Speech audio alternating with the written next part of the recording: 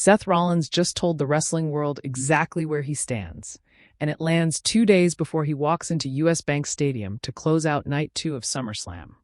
He was blunt about it on Busted Open. He wants the main event. He wants the pressure. And he just drew a line in the sand that a lot of people in this business are too careful to draw. Here's what happened. Dave LaGreca and Bully Ray had Seth Rollins on Busted Open ahead of this weekend's two-night SummerSlam from Minneapolis. And Bully Ray asked him a question that seems simple on the surface, but actually cuts right into one of the biggest ongoing arguments in wrestling media. Does he prefer Night 1 or Night 2 of a two-night premium live event? Rollins, being honest, admitted he barely has a frame of reference. He pointed out that most of his WrestleMania matches have landed on Night 1 over the years, and that last year, when SummerSlam went 2 nights for the first time, he wasn't even in a match. He was cashing in his Money in the Bank contract at the very end of Night 1, stealing the moment rather than building toward it across 2 nights. So when Bully Ray pushed further and asked whether he'd rather go on early on the card or headline, Rollins didn't hedge. He said he wants the pressure. He wants it all. He said if you're getting into this business hoping to be the second match on the card, you're in the wrong business, and that everyone who steps into a wrestling ring wants to be the one who closes the show. Then he went a step further and waded directly into the debate that's been simmering since WrestleMania first split into 2 nights. Does Night 2's main event carry more weight than Night 1's? Rollins said he doesn't care what anyone else says, that in his mind the match that closes Night 2 is the one that draws the money, the one that's remembered as the true main event of the weekend.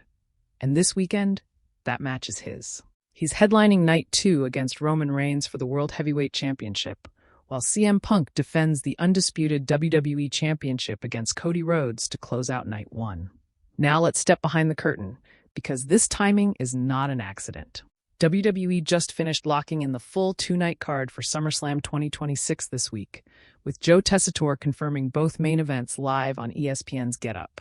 Putting Roman Reigns and Seth Rollins on Night 2 and CM Punk and Cody Rhodes on Night 1 is a creative decision that says a lot about how WWE, under Triple H's creative direction, is thinking about hierarchy right now.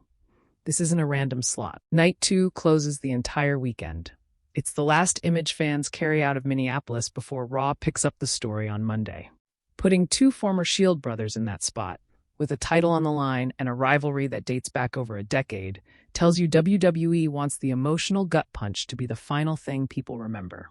Meanwhile, CM Punk and Cody Rhodes closing Night 1 for the Undisputed Championship is its own statement.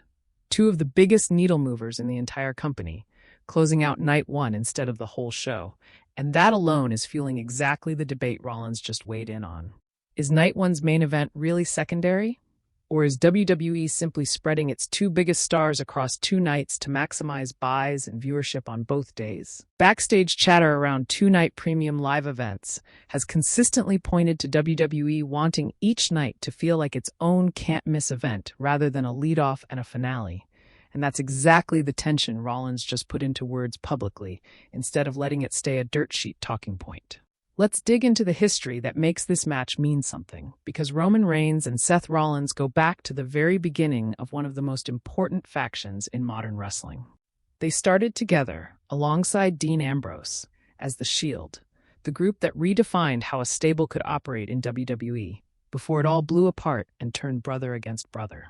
Since then, Rollins and Reigns have crossed paths again and again, through multiple eras and multiple championship reigns for both men. According to WWE's own official records, in one-on-one competition, Rollins actually holds a slight edge over Reigns, 5 wins to 4 losses with 1 draw, and their rivalry includes a triple threat match at WrestleMania where Rollins beat both Reigns and CM Punk in the same night.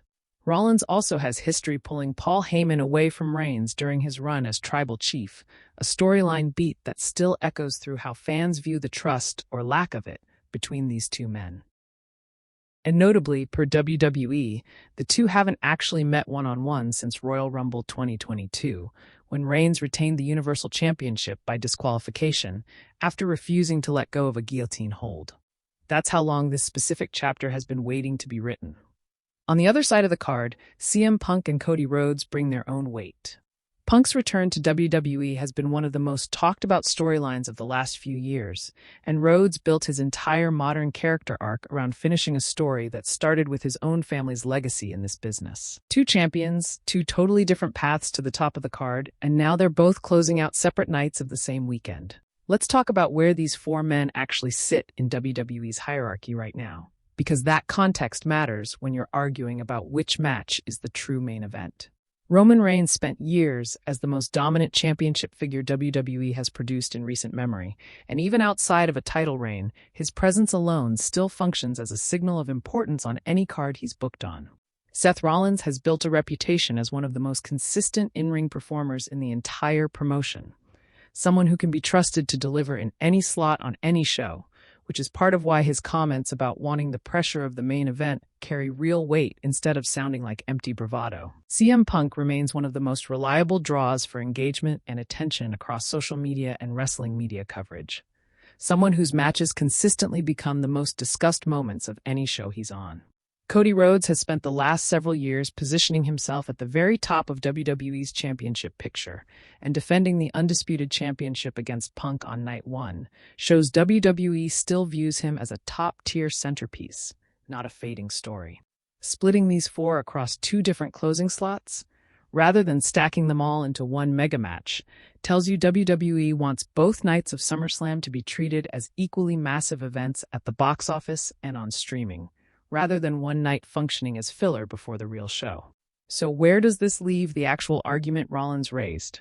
Going into Sunday night, WWE has to decide how it wants fans walking out of US Bank Stadium feeling. If Reigns walks out with the World Heavyweight Championship, it reinforces his legacy as the measuring stick every top star in this company still has to get past. If Rollins wins, it becomes one of the biggest validating moments of his career. Proof that his years of saying he wants to be the guy who closes the show weren't just talk. And either result feeds directly into WrestleMania season conversations, because a Rollins victory sets up questions about what comes next for a former Shield member standing alone at the top, while a Reigns win keeps the door open for a rematch or a bigger multi-man picture down the line. CM Punk versus Cody Rhodes closing night one carries its own weight into that same conversation, because whoever walks out with the Undisputed Championship is instantly part of the championship picture heading toward the next major premium live event cycle. What Rollins did on Busted Open wasn't just answer a question. He put a stake in the ground about what actually matters most in a two-night format, and now he has to back it up in the ring on Sunday. Does the last match of the weekend actually carry more weight than the last match of night one? We're about to find out in Minneapolis, and I want to know what you think closes SummerSlam as the real main event. Drop it in the comments, because after this weekend, one of these two arguments is going to look a lot more right than the other.